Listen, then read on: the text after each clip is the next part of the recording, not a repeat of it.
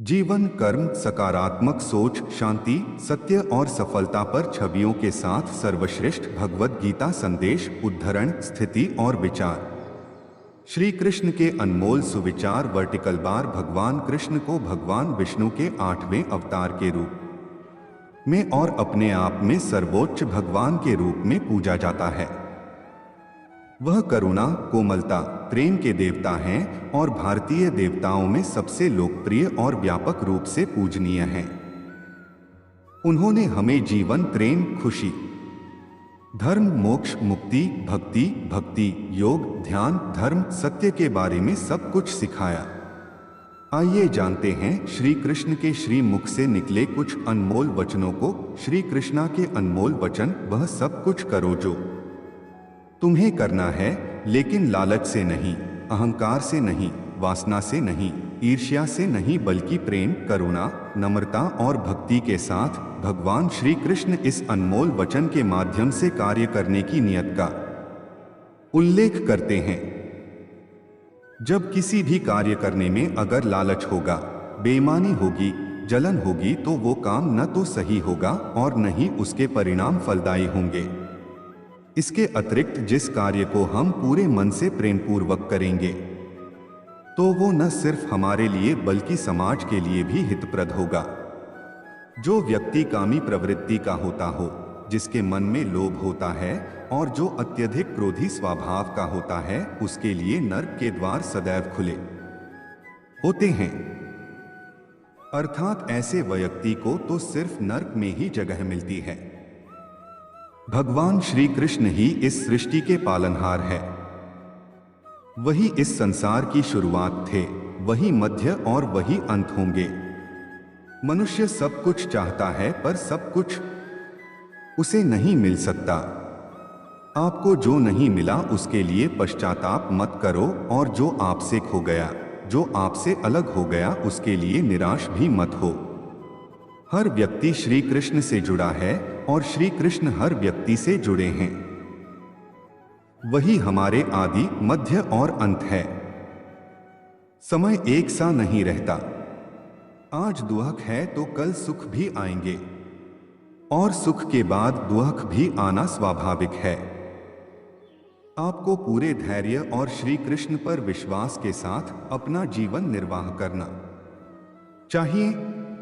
लोग अक्सर सच कहने से बचते हैं या डरते हैं, पर सत्य कभी छुप नहीं सकता और न ही कभी मिट सकता है।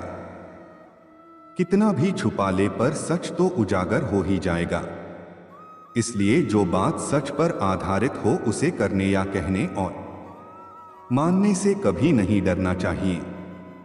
लोग अपने शरीर को सुंदर बनाने में लगे रहते हैं, पर आत्मा की सुंदरता शरीर की सुंदरता से कहीं ज्यादा महत्वपूर्ण है। शरीर तो नश्वर है, मिट्टी ही तो है, तो मिट्टी में ही मिल जाता है, पर आत्मा अमर है। इसलिए आत्मा की सुंदरता पर ध्यान दो।